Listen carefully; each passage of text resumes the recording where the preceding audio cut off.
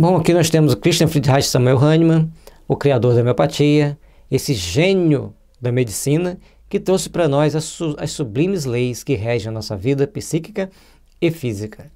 A partir da interação entre o físico e o psíquico, Hahnemann fez uma série de descobertas importantes que até hoje não entendemos tudo. Ele escreveu um livro que chamou Organon da Arte de Curar. Lá no finalzinho, quando a gente estiver mostrando nossos livros, nós pegamos o Organon, que tem 291 parágrafos, reescrevemos ele na linguagem portuguesa normal, sem interferir no sentido do texto, e comentamos todo ele para facilitar o estudo, o entendimento da homeopatia. Então, leis consagradas da homeopatia. São 4 leis. As 4 leis são similitude, experimento, remédio único e diluição. Similitude, o remédio só vai curar se ele for capaz de produzir aqueles mesmos sintomas. Ou, por outras palavras, se você tiver os mesmos sintomas que o remédio é capaz de produzir. O experimento deve ser em homem saudável ou um relativamente saudável. O remédio único, em cada frasco só deve ter um vidro.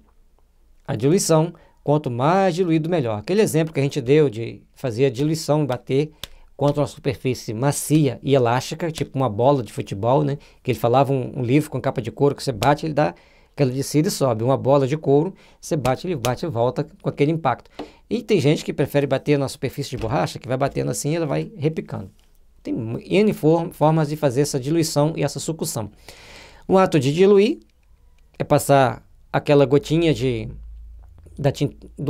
do remédio anterior para o posterior em 100 gotas de álcool e água.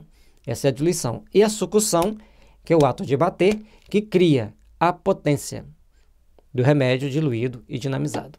E succionado, né? Aí nós criamos as responsabilidades. Responsabilidade 00, aquela urgente. Responsabilidade do terapeuta. A 5ª regra, remédio fora da similitude ou similaridade desejada. Você tem que tomar atitude corretiva imediatamente. A 6ª regra, observações importantes. Todas aquelas observações que são inerentes ao tratamento e que você tem que procurar entender. Aí é quase todo Organon. Drenagem. Se a pessoa já teve de alguma forma doença venérea, ele tem que drenar essa doença venérea para ele recuperar a saúde, senão não vai recuperar.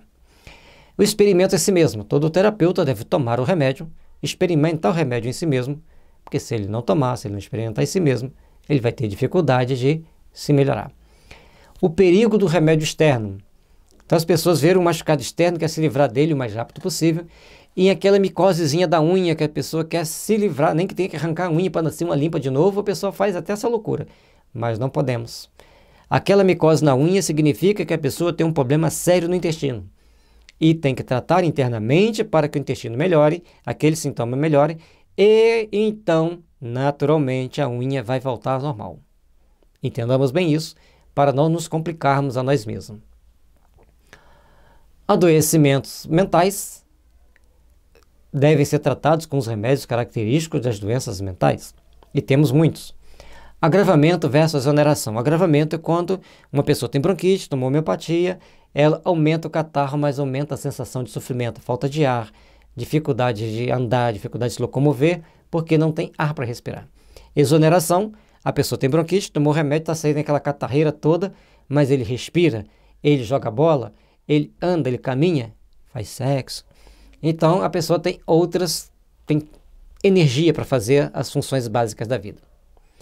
Os remédios e maus efeitos, nós temos que procurar entender para saber se os maus efeitos são exonerativos ou são agravamentos. E aí tem que entender e não pode criar medo por um remédio e paixão pelo outro. Tem que dar o remédio de acordo com a necessidade. Obstáculos à cura. Então, a pessoa tem alergia a trigo e come trigo. Tem intolerância à lactose e toma leite. É um obstáculo à cura. Você está tomando remédio e está tomando veneno. Lembrando que a homeopatia é para as doenças naturais. Aí, nós vamos compreender agora Hahnemann com o parágrafo 212. E, antes dele, eu queria falar do parágrafo 154, que diz o seguinte. A homeopatia age só nos sintomas que estão em desalinho. Não interfere nos demais. Então o remédio tem 1000 sintomas, você tem 5 sintomas exclusivos e importantes daquele remédio, você toma, melhora aqueles 5 sintomas e os outros 995 não acontece nada. E você fica com mais saúde, com mais resistência. Isso é que nós devemos procurar entender. Então, o criador das potências curativas levou em consideração, de maneira notável, o elemento principal de todas as doenças: o estado mental, emocional alterado, isto é, o que levou a modificar o seu comportamento e suas disposições física e moral. À medida que nós entendermos isso, nós vamos ver por que nós estamos ficando doentes. Pois toda substância de caráter e força curativa que existe no mundo altera de modo evidente e significativo o estado moral, comportamental, mental e emocional do indivíduo com saúde estável que a experimente ou a use. Eu coloquei o estável porque se você não tiver doença nenhuma, não vai aparecer nada, vai aparecer só alterações mentais. Mas no físico, porque tem alguma coisinha escondida. Ok? Então, nós vamos entendendo que os processos de cura se dá quando indicamos o remédio mais compatíveis com aqueles sintomas das doenças que a pessoa apresenta. Sendo importante observar que, na verdade, existe uma maneira diferente de agir para cada remédio, bem como diferentes formas de reagir ao remédio em cada pessoa. Hahnemann. João tomou o remédio, não aconteceu nada assim de anormal, melhorou, ficou feliz da vida por 5 anos. Maria tomou o remédio, melhorou, mas 5 dias depois começou a vir outros e outros problemas que tinham que ser tratados. Então nós vamos entender o parágrafo 184 e 181, que cada remédio faz a sua função e o remédio traz à tona aquilo que precisa ser tratado. Um não tinha muita coisa escondida e o outro tinha muita coisa escondida. É importante nós entendermos isso. Então vamos ver. Aqui, neste parágrafo, temos a definição clara de que todas as doenças inicialmente se manifestam nos corpos sutis, manifestando aí os seus sintomas de forma subjetiva, representados pelos incômodos e sensações traduzidos em como se, que devem ser tratados adequadamente, pois, caso contrário, com o tempo, manifestação no físico de forma mais complicada e difícil de ser tratada. Então a pessoa chega e fala assim: eu sinto uma sensação como se um bicho andasse na minha barriga. Tem um remédio que tem a sensação de um bicho andando na barriga. Aí eu tenho a sensação que tem um prego fincando no meu vértex aqui da cabeça. Tem um remédio que tem a sensação de um prego fincando no vértex. Ou seja, para cada situação, nós temos uma solução. E assim a gente vai procurando, com o tempo, aperfeiçoar e adquirir os padrões de saúde necessários ao nosso processo evolutivo, que é tão importante. Portanto, Hahnemann descobriu que todas as doenças são psicossomáticas, isto é, que elas se originam em desequilíbrios mental-emocionais e, mais importante que isso, ele descobriu o remédio que trata esses desequilíbrios mental-emocionais, corrigindo as disposições e comportamentos físicos e morais antes que eles se transubstanciem em uma doença local no corpo físico e às vezes incurável. Então, todas as doenças, antes de se manifestarem no físico, elas estão no padrão mental e emocional. Quando a pessoa fala, fui fazer o exame e descobri que eu tinha câncer. Não foi fazer o exame e descobrir que eu tinha câncer. Ele foi sendo gerado ao longo de anos. E é por isso que é importante fazer o tratamento miasmático, que a gente trata o cancerinismo e se livra daquele câncer antes dele se manifestar.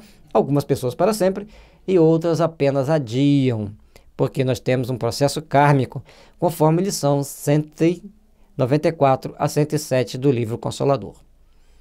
Há pessoas que elas precisam da doença para fazer uma depuração mais profunda, mas, conforme está no Evangelho e num dos livros do André Luiz, a nossa função é prorrogar a vida enquanto for possível, para que a pessoa resgate o máximo possível nesta vida.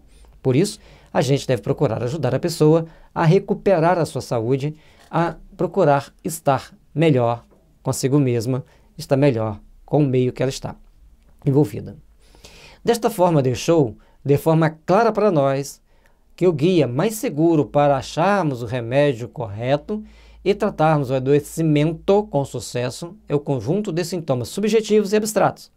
E eles são devidos às alterações mentais e emocionais oriundas das mais adversas situações. Aqui eu separei as duas palavras. Mento emocional, mentais e emocionais. Então, as mais adversas situações, briga familiar, briga no trabalho, karma, tudo isso vai gerando um conjunto de sintomas subjetivos e abstratos, como se isso, como se aquilo, como se aquele outro, que a gente vai se tratando, vai se livrando dos problemas maiores. Lembrando, quando a gente fala do processo evolutivo, vai ser mais rápido com a homeopatia. Quando Kardec pergunta para o Dr. Moore, depois de desencarnado, o que ele achava das teorias homeopáticas, ele responde de forma clara para nós que, da teoria e tratamento homeopático, né?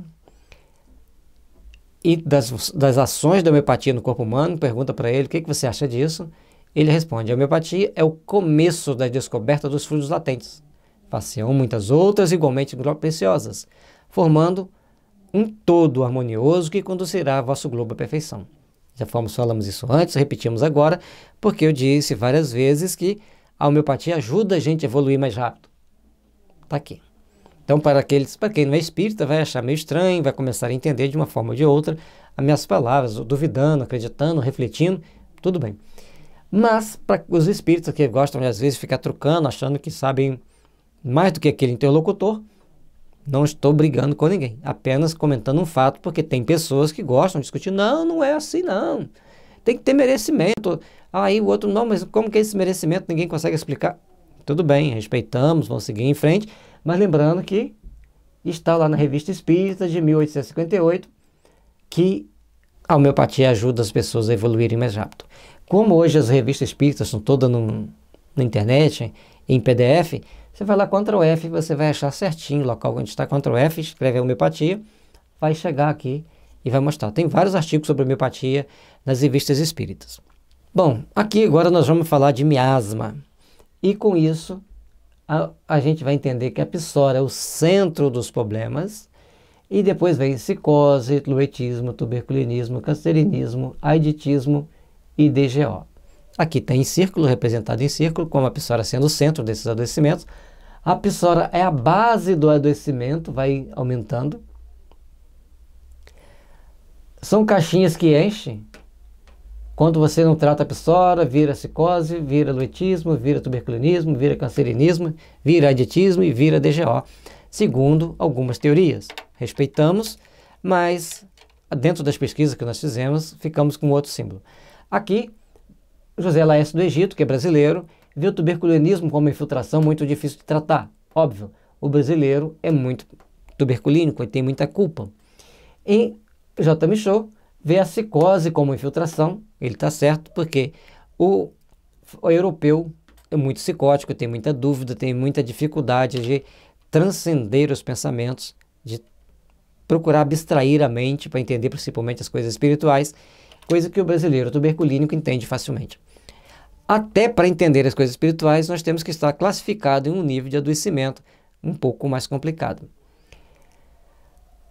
Aí nós temos a setinha do adoecimento que sobe e da cura que desce.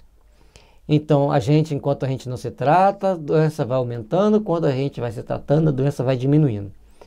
A psora é um conjunto de reações físicas e psíquicas, como se a pessoa tivesse tido sarna. Então, é um conjunto de reações que é representado muitas das vezes por problema de pele, mas é um conjunto íntimo da pessoa internamente. A psicose é como se ela tivesse tido gonorreia por um conjunto de sintomas físicos e psíquicos que vai caracterizando a pessoa. No luetismo, é um conjunto de sintomas físicos e psíquicos como se ela tivesse tido sífilis. É bom que tenha só o sintoma psíquico aqui, que é mais fácil de tratar. No tuberculinismo já vem a soma da psora, mais o luetismo e um pouco de psicose. No tuberculinismo a pessoa tem muitos problemas com culpa, reais ou abstratas. O cancerinismo, a culpa abstrata é aquela que ela nem sabe de onde vem, mas ela sabe que tem uma culpa. O cancerinismo é a psora, mais psicose, mais luetismo, aqui os três já estão em pé de igualdade. Ao vir aqui para cima para o aiditismo, nós temos psora quadrado, luetismo quadrado, mais psicose. Então, no aditismo, há o surto da razão. A pessoa não sabe o que ela está fazendo aqui, ela começa a tomar atitude muito estranha. E o DGO, a degeneração geral do organismo, aí todos os fatores estão ao quadrado. E aqui, a psicose ainda não está. No aditismo, a pessoa perde o bom senso. E a AIDS, artrose, diabetes em estado muito avançado, e câncer com metástase e DGO. Aí, até à medida que a gente vai tratando, a pessoa vai descendo a escala, vai descendo, até onde Deus permitir. Aí você fala assim, a gente vai zerar essas doenças? Não, ela vai reduzir.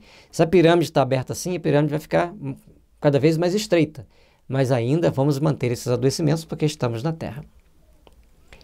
Bom, aqui a gente dá uma pequena explicação por escrito. A psoríase é responsável por todas as doenças crônicas. Uma hidra de 1000 cabeças são os nossos traumas mais profundos e que não queremos nos lembrar deles. Representa problemas de pele na maioria das vezes e é um miasma primário.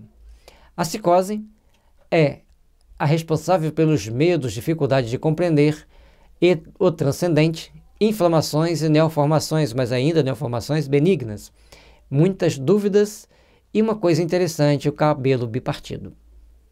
O luetismo é o responsável pelos desafios, pelas buscas, pelos enfrentamentos, ulcerações, órgãos nobres, violência, intelectualidade, também um miasma primário. Na psicose, há inflamações, no luetismo, ulcerações. Então, a gente vê as dificuldades no tratamento. É importante a gente entender que isso aqui é uma condição como se tivesse tido sarna, como se tivesse tido psicose, como se tivesse tido luetismo. Agora vai ser diferente. O tuberculinismo é o responsável pelas culpas, pelo altruísmo, promiscuidade, problema no sistema respiratório, baixa imunidade, é um miasma secundário, catalogado por Antônio Nebel e Leon Vanier. É importante nós lembrarmos o antagonismo, altruísmo, culpa, promiscuidade, culpas. Então, a pessoa está sempre dentro de uma situação que ela precisa de ser entendida, ser acolhida, para ser melhor ajudada. Cada vez que a gente vai ajudando a pessoa, ela vai se melhorando, ela vai se aperfeiçoando, e isso é um dos principais fatores da homeopatia fazer tanto sucesso. Já o cancerinismo é responsável pelo ódio, vingança, maldição, corrupção, neoformações malignas, e é um miasma secundário catalogado por Antônio Nebel. Aqui no tuberculinismo, me permitam voltar aqui, o sistema respiratório, todo problema respiratório, asma, bronquite, sinusite, infecção de garganta, estão todas aqui catalogadas no sistema respiratório. Embora a infecção de garganta, primeiro tem que se tratar o luetismo, mas automaticamente a pessoa vai para o tuberculinismo. E a asma também é classificada como cancerinismo, e é bom entendê-la assim por causa do remédio que tomou arsênico homeopático, desaparece a asma. Então, cancerinismo.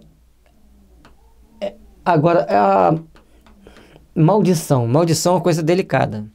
Quando a gente vai falar em maldição, voltando agora para o cancerinismo, né? Quando a gente vai falar em maldição, a gente pensa em alguém que fica xingando, praguejando alguém, o outro, ou jogando praga. Mas quando você está assistindo um jogo, aí tem um pênalti a favor do adversário do seu time, e você começa a torcer para o jogador chutar para fora, você está fazendo uma maldição. Agora, se você torce para o goleiro do seu time pegar, você está fazendo uma bênção. Essa é um fator importante para nós entendermos melhor os processos adoecedores. E agora, o aditismo é o responsável pelo surto da razão e leva a pessoa à autodestruição. É um miasma terciário, assim como o DGO, degeneração geral do organismo, é um sintoma terciário. No aditismo, o sintoma predominante é a falta de bom senso, a perda dos valores, e no DGO, apenas sintomas físicos, que vai estar sendo representado mais por sintoma físico do que por sintoma mental, e é algo mais delicado e mais complicado.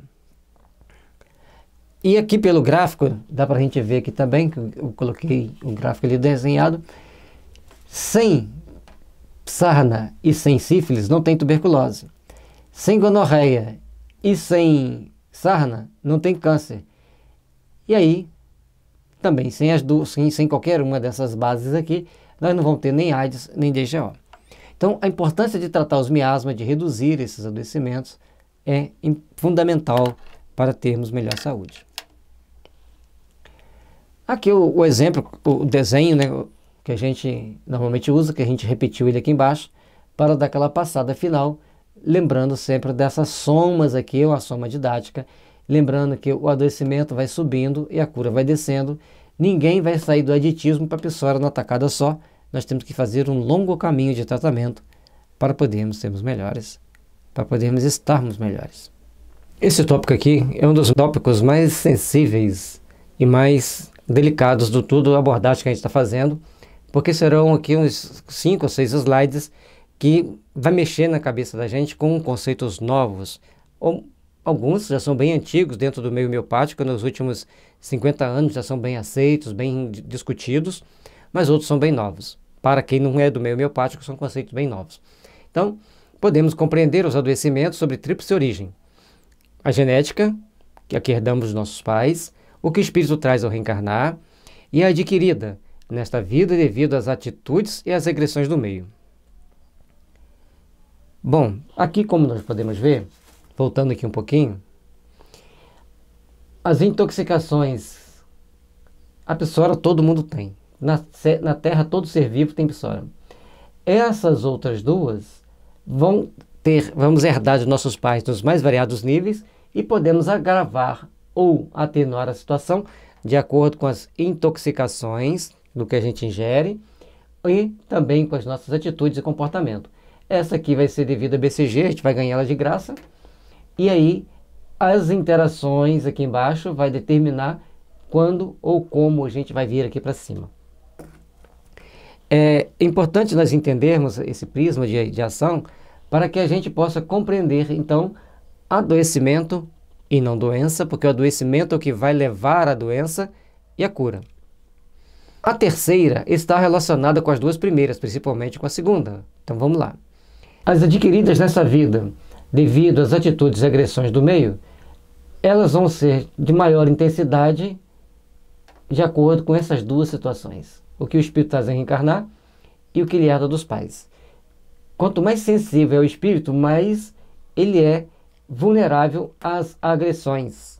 E quanto mais consciente ele é mais vulnerável às suas próprias atitudes. A genética que a gente herda dos pais, ela pode ser suplantada pelo padrão mais elevado vibracional do espírito, quando o espírito está mais limpo, mais depurado, e não sofre intoxicações e tem uma educação adequada para que ele não se autoagrida com as suas atitudes. Então, são conceitos relativamente novos que as pessoas não procuraram ainda para entender. Muitas das vezes a gente fala pecado. E o que é o pecado? O pecado nada mais é do que uma forma da gente procurar interagir dentro do meio que nos adoece, que vai criando adoecimentos para nós, que vai trazendo problemas para nós. Por isso, é importante que a gente faça um reajuste nos nossos padrões mentais, nos padrões éticos, e com isso a gente começa então a desfrutar de melhores informações, de melhores entendimentos, e aí a gente começa a evitar aquilo que nos adoece. Se você está achando diferente, na hora que você for ver sobre epigenética, você vai ver muita coisa assustadora. Por isso, nós temos que estar sempre atentos a um conjunto de dados e fatores que vai nos trazer mais benefício ao longo da vida ou que vai trazer malefício. À medida que a gente entende o que é um e o que é o outro, a gente vai saber fazer as escolhas. Então, vamos ler aqui tudo de novo. A gente voltou lá atrás para fazer aquele parênteses, a gente começa de novo agora para seguir o raciocínio. A terceira está relacionada com as duas primeiras, principalmente com a segunda, pois o espírito é quem comanda e a consciência é quem determina. Portanto, a evangelização de nossos sentimentos pode mudar tudo, mas as intoxicações. Então, a pessoa reencarnou para ter uma vida equilibrada, uma vida saudável, e aí ele começa a receber as intoxicações das mais variadas, por alimentação muito artificial, alimentos cheios de agrotóxico, uma carne cheia de hormônios, usa muitas vasilhas de plásticos com substâncias tóxicas perigosas, então começa a interferir no seu psiquismo, começa a interferir na geração de hormônio, começa a mudar seu comportamento. E aí vem uma série de fatores que trazem problemas para todos nós. Por isso, nós temos que entender que o espírito comanda e a consciência determina em condições normais.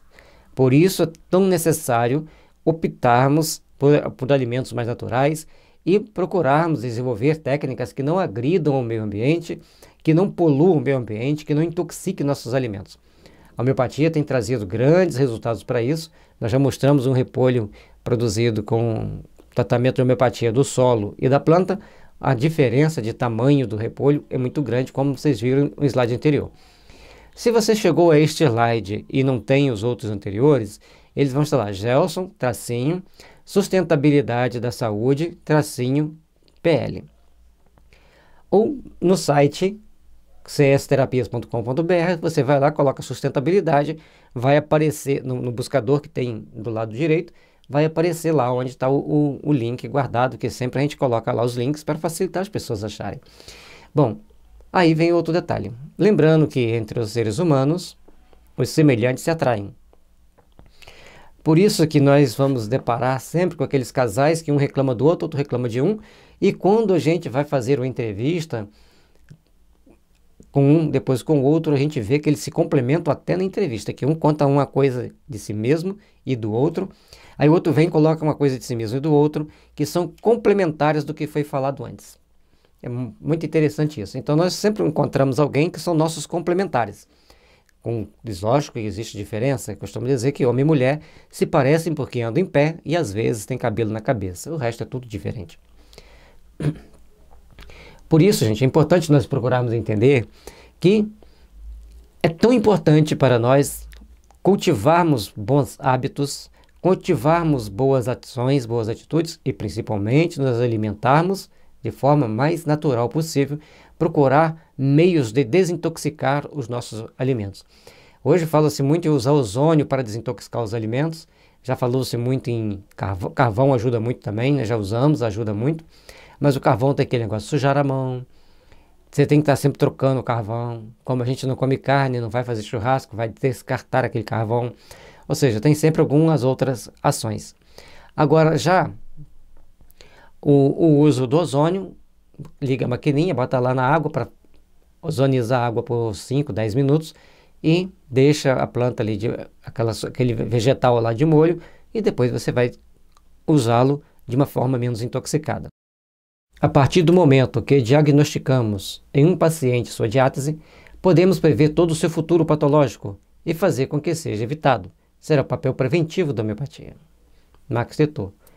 Então, entender esse processo de desintoxicação, entender esse processo de tratamento miasmático, como que trata-se o miasma, é fundamental. Porque diátese é a ação do miasma que já chegou ao físico. Então, quando a pessoa ela é muito agitada, muito ansiosa, ela é eluética. No momento que ela inflama a garganta, ela já tem a diátese eluética. Lá no início, ela tinha o miasma eluético. Agitada, agitação, ansiedade, pela sua elétrica, sempre reacionária às situações. Agora, o momento que inflamou a garganta, ela tem uma diátese homeopática. E ao longo do tempo, essa diátese vai levar a pessoa a ter, logicamente, mais problemas de garganta.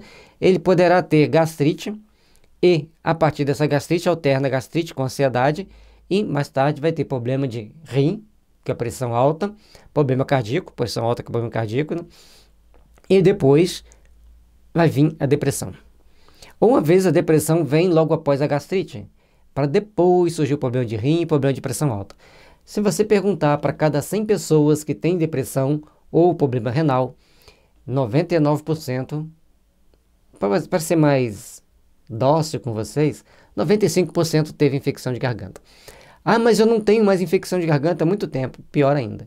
Então, à medida que você se desintoxica, aí a sua pressão vai abaixar. Mas isso, para depois que a pressão sobe, é um trabalho muito grande. Então, está inflamando a garganta? Trate a inflamação de garganta, vai tirar bastante secreção. Sai uma secreção amarela, marrom, verde, saiu a verde, você está curado.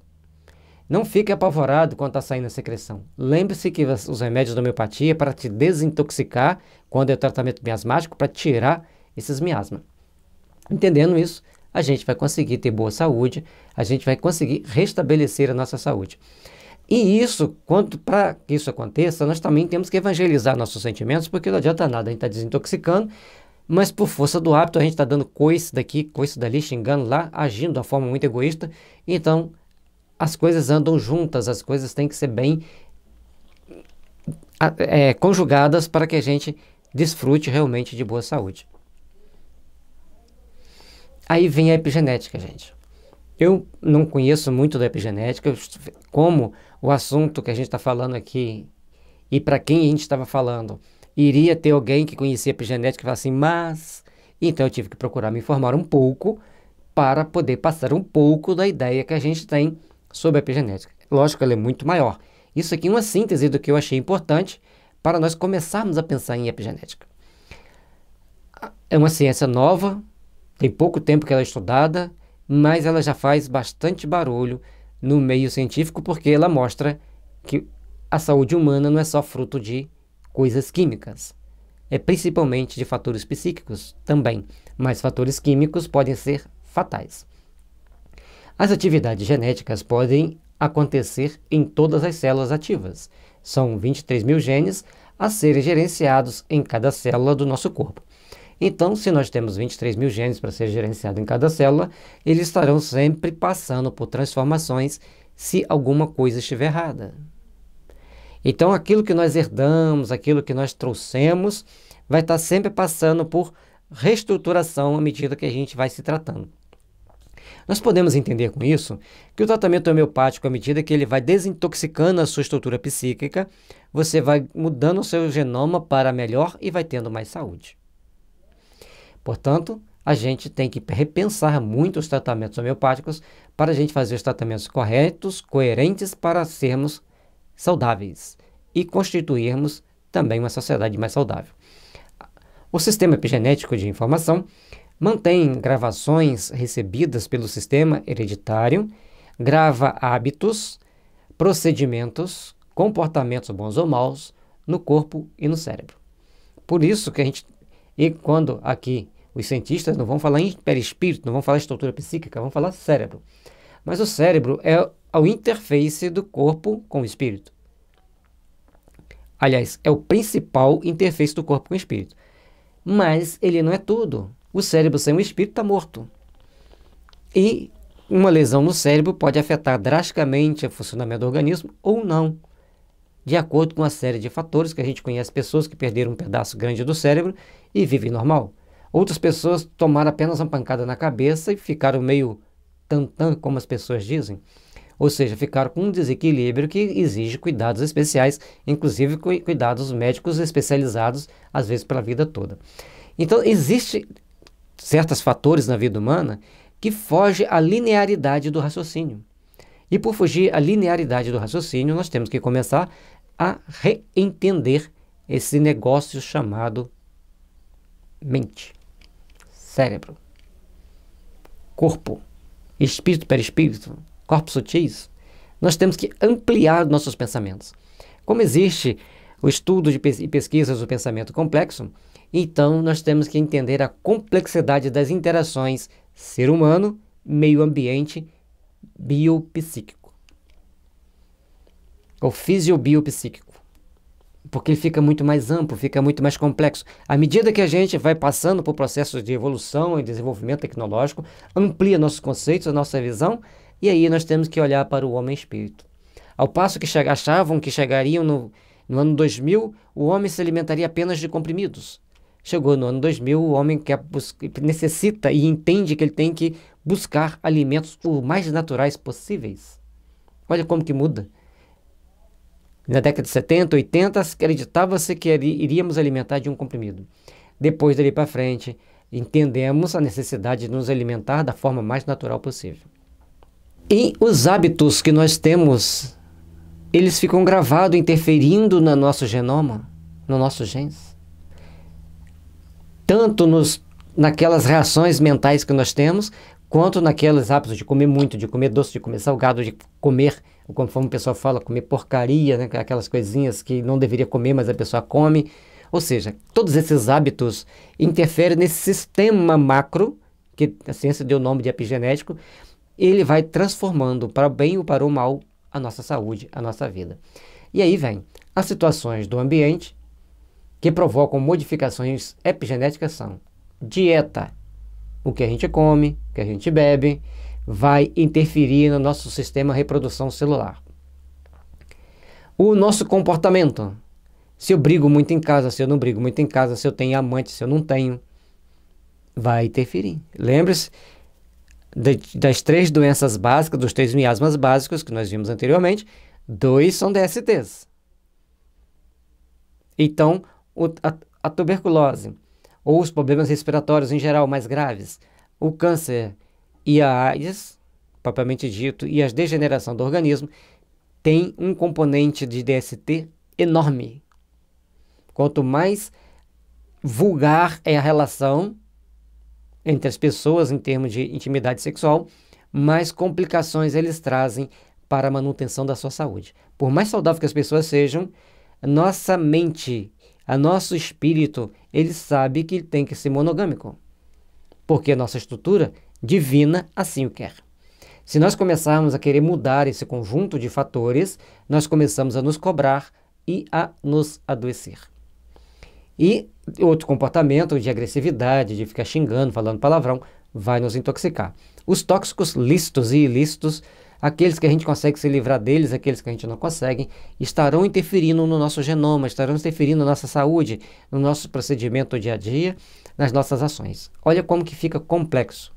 E o estresse já é percebido pela sociedade da saúde, pelos profissionais da saúde, que ele é adoecedor. Se a gente se estressar muito, a gente adoece. Então, isso aqui é uma pequena reflexão. Vocês procurem lá no site da Universidade Federal de Viçosa, procurem entrar e pesquisar mais sobre a epigenética, e aí vocês vão começar então a entender mais sobre esse processo, vão estudar mais para que a gente possa se defender mais. E eu deixo a pergunta, que não ficou claro para mim, eu não entendi. Conforme eu falei, li um pequeno folheto. O sistema epigenético é o perispírito, ou ele, perispírito, faz parte do sistema epigenético? Hoje, conforme eu estava lendo aqui, ele faz parte, eu entendi, pelo espírito me intuiu na hora, é que o perispírito faz parte do sistema epigenético. E dentro desse processo de adoecimento que a gente está vendo aqui, tem um que a ciência não colocou e que a gente vai dizer agora, poderíamos até escrever, a obsessão. A ação dos espíritos sobre a nossa vida, se for um espírito doente, vai nos adoecer. Se for um espírito saudável, vai nos manter saudável. Atendendo ao pedido do espírito, a gente vai escrever ali.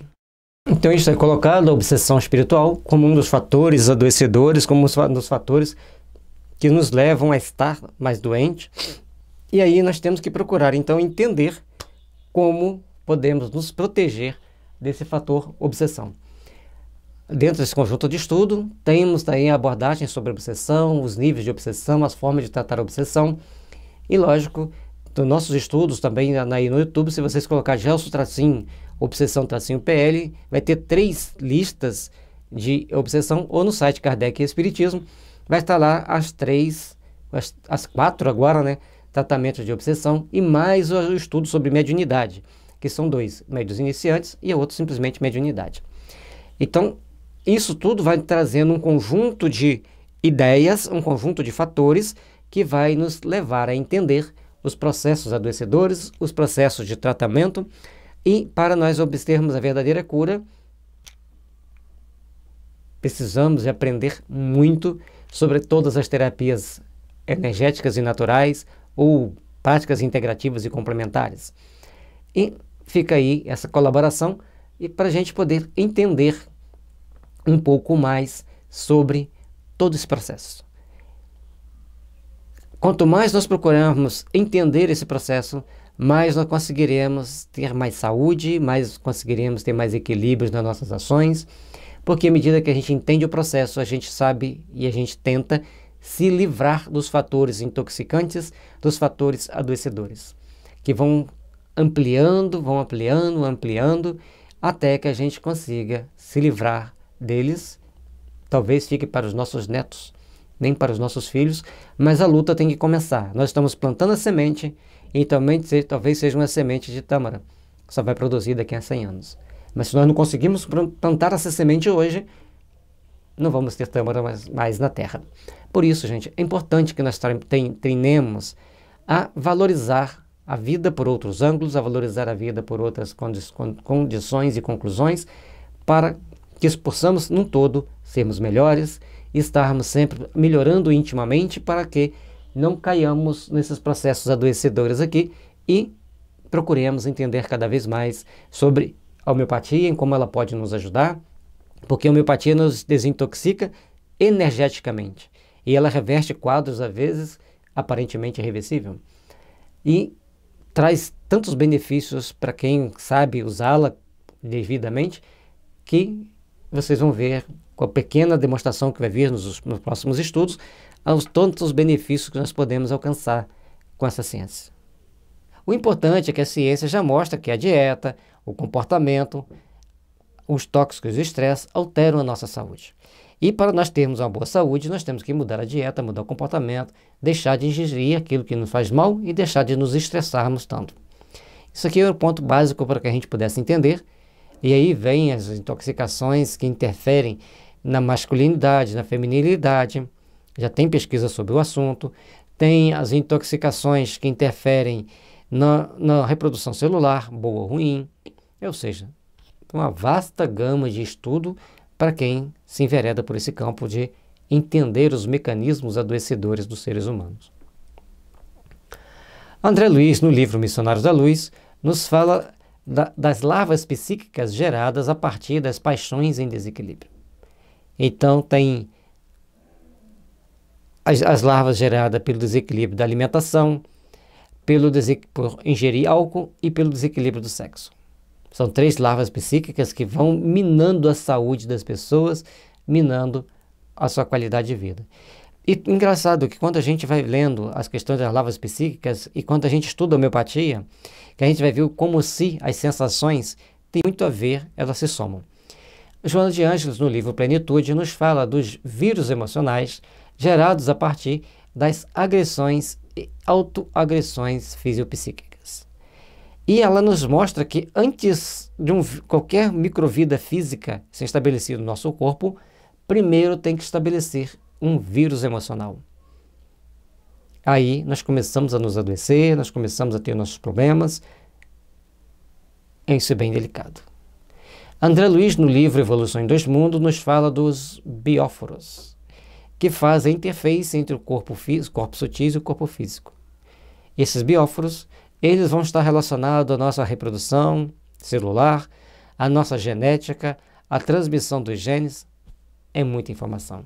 E fica aí uma dica. Você que estuda epigenética, é importante você estudar esses 3 livros. Missionários da Luz, Plenitude, Evolução em 2 Mundos. E para ser mais preciso, é importante que você estude toda a obra de Kardec, toda a obra do André Luiz, com Chico Xavier, e a série psicológica da Joana de Ângeles. Aí também é importante estudar um pouco de Freud, um pouco de Jung. Você está estudando a epigenética, está estudando as reações mentais e emocionais do ser. E aí nós temos um terceiro fator adoecedor que a doutrina espírita considera, que é a ação dos espíritos maus na saúde humana. Mais informação, e às vezes eles agem em terceiros para colocar a substância nociva na nossa alimentação, ou para autorizarem colocar a substância nociva na nossa alimentação. São padrões que nós temos que parar para pensar e raciocinar. Então, o bióforo é um resuminho bem pequenininho aqui, e é tomado os bióforos nesses pontos como sendo os grânulos de tinta que os cobrem. Será lícito comparar os princípios germinativos nos domínios inferiores aos traços da geometria elementar, que apenas cogita de linhas e figuras simples da evolução. Então, Entre os seres primitivos, plantas, animais inferiores, as linhas geométricas, né, que ele fala geometria elementar, as linhas simples do processo evolutivo. Ele está mostrando para nós que é mais fácil você fazer esses cálculos, fazer esses desenhos. Então, interferir nessa genética é mais simples. Mas, por outro lado, para encontrar nesses mesmos princípios germinativos, essa mesma tinta que cobre os genes, nos domínios superiores da alma, a geometria transcendente, aplicada aos cálculos diferenciais e integrais das questões de causa e efeito. E aí, esses desenhos maravilhosos, para nós refletirmos as consequências dos nossos atos, as questões dos karmas, as questões da epigenética, as questões das intoxicações, é um cálculo ultra sofisticado para chegar naqueles resultados finais. Não pensem vocês, espíritas, que estão pensando agora vamos chegar, e os espiritualistas agora que estão na moda, quarta dimensão, quinta dimensão. Pensa vocês que o mundo vai fazer assim e tudo vai ficar bom, não. Vai fazer assim, nós vamos começar a perceber o que nos faz mal, o que nós precisamos corrigir e a quem vai nos representar também. E agora nós vamos entrar em um outro assunto, em um outro tópico.